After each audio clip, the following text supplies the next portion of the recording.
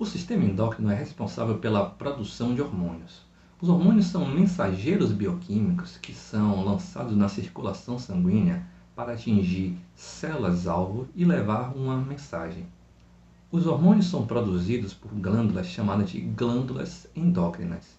As glândulas endócrinas produzem suas substâncias e as liberam na corrente sanguínea, diferente das glândulas exócrinas, que os seus produtos são direcionados ou para fora do corpo, como as glândulas sudoríparas, ou para uma cavidade, com as glândulas salivares.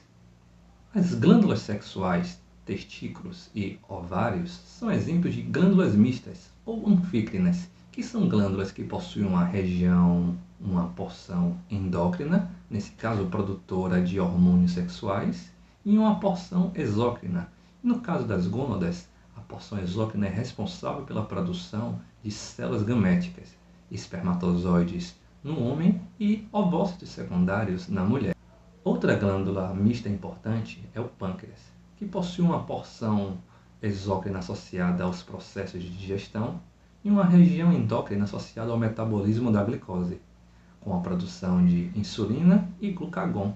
Bioquimicamente, os hormônios podem ser classificados em esteroides, quando são derivados do colesterol, em sua versão éster, ou classificados também como hormônios peptídicos, que são aqueles hormônios derivados de aminoácidos ou constituídos por aminoácidos ligados por ligações peptídicas, ou seja, algumas proteínas têm funções hormonais.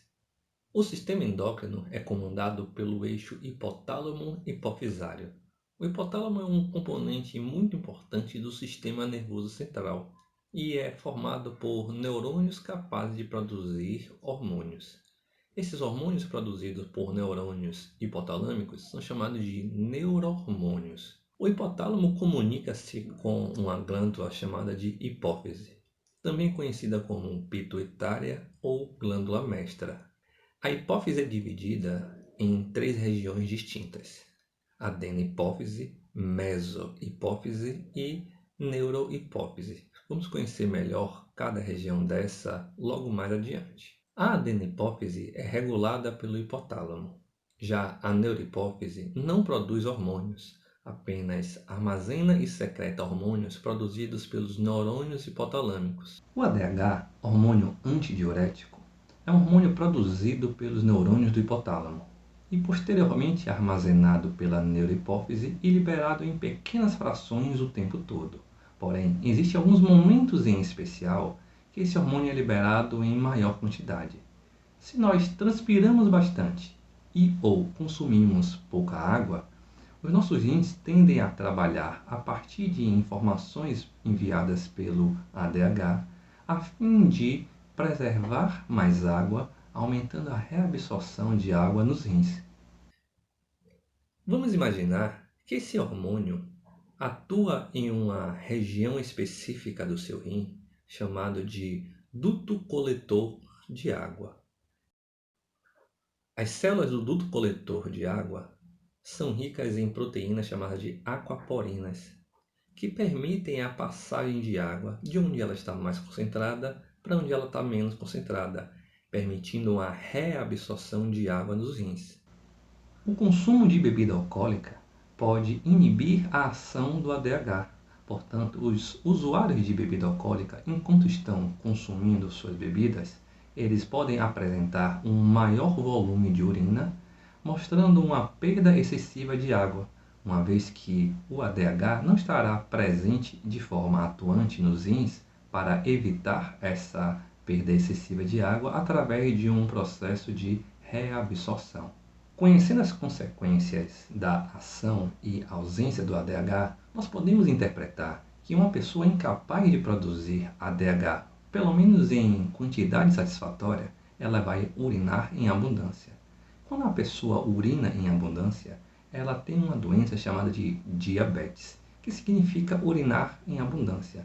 Nesse caso, essa diabetes é chamada de diabetes insípidos, porque a urina, nesse caso, não tem um sabor adocicado, que é uma característica da diabetes mellitus.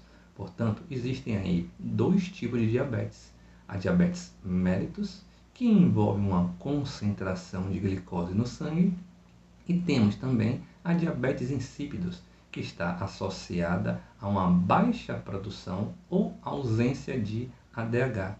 Dessa forma, o volume de urina dessas pessoas diabéticas insípidas, elas possuem um volume bastante elevado. A desidratação também pode provocar uma queda de pressão arterial, e o ADH também ajuda a elevar essa pressão arterial, estimulando os vasos a se contraírem, a executar uma vasoconstrição.